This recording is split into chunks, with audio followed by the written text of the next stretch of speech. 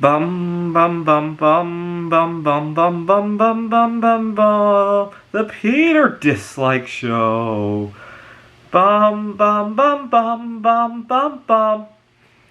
Well, this past week, Peter Shit recorded 2 live podcasts, and it gives me a great sense of joy to watch Peter Shit. I mean, it's the inspiration for my opening, and also, I really don't think that a big recession or downturn will be the end of the world. I think it might just shock us out of our system, if you will. Our institutions could use a little bit of resetting, right? I really do think that a big Great Depression or maybe another panic of some sort, right? Hopefully not a pandemic, because obviously people did die. I know I talked very loosely about the pandemic until I got very sick myself, so hopefully not that again.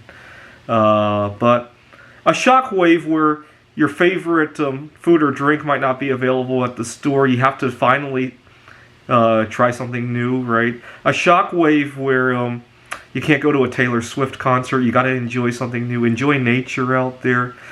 I think a shock to our institutions is not the end of the world. Let me give you an example.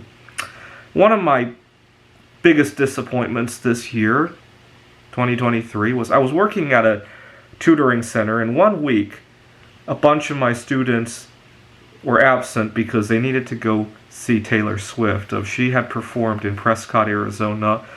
And to give you an idea of how crazy people were about Taylor Swift concerts, we had little billboards telling people not to drive recklessly.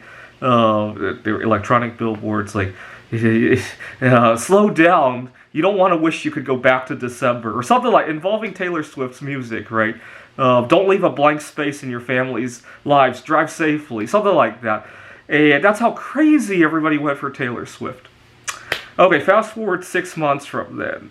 We were viewing I was viewing the solar eclipse in Albuquerque, New Mexico, and I was a little disappointed how few people there were. I was actually geared up thinking it might be noisy and crowded, just like a Eras concert. It was nothing like that.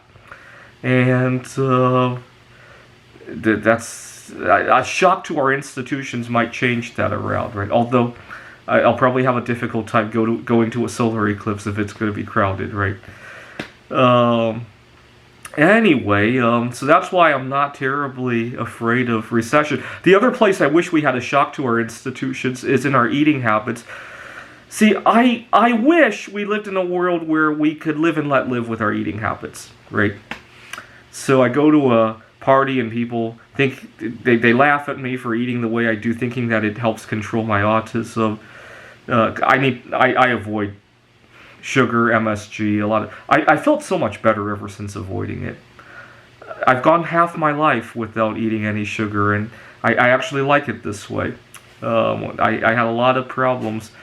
Talk about my fear of loud noises. They would be infinitely worse if I still had a standard American diet. Not to mention what I would look like, right? And but you know what? Even if I'm completely wrong about it, even if my colleagues are completely right about their eating junk food, well, congratulations, you chose the right stuff, but accept me for who I am, right? I think the real problem is these people, when they hear about how I'm controlling my autism with my diet, they start to worry what their food is doing to them. And so there's a sense of envy, right? And so they want to sabotage. I think that's the problem. But if we had a shock to our institution, and you went to the store, your Coca-Cola was sold out, your Doritos were sold out, and you actually had to think before you eat, I think it could change a lot of habits. Too many people get too comfortable not even having to think before they eat, right? Look at what happened. Did anybody starve to death when your favorite food wasn't available on the store back in March of 2020? No! People have to think. They have to think before they eat, right? And I think we actually had healthier habits back then. Unfortunately, we haven't kept them for some reason, right? Did people stink up because they didn't have toilet paper to wipe their ass? No, I don't think so, right? We certainly appreciated having toilet paper more, right? Actually, I was just reading an article about somebody got upset about something, wanted to toilet paper somebody's house or something, or egg their car, and nowadays somebody responded with, that stuff is too precious to be throwing at houses and cars. We wouldn't have thought about that 4 years ago. We really wouldn't, right? Anyway, I look forward to another recession or crisis, or hopefully not a pandemic, or if it's a pandemic, one that doesn't really kill people, right? So one that only causes you to lose your appetite would be good. One that only causes you to get sensitive to loud noises, that might be okay, right? One that might, I don't know, just be might make you need to take off work for a few days. Oh, that would be great, right? If we had a virus that just made you want to sleep for a few days, make you miss work, as long as it doesn't kill people, I'll fine with it, right? Although, I guess we do kind of had one before. Many years ago, I don't know if they're still around, but years ago, people used to be really worried about getting bed bugs, right, in their home, and that was kind of like a pandemic that didn't kill people, right? I guess that wasn't the end of the world. If anything, the chemicals that people then used to kill the bed bugs was probably a much bigger public health crisis than anything else, right? This is the Peter Dislike Show.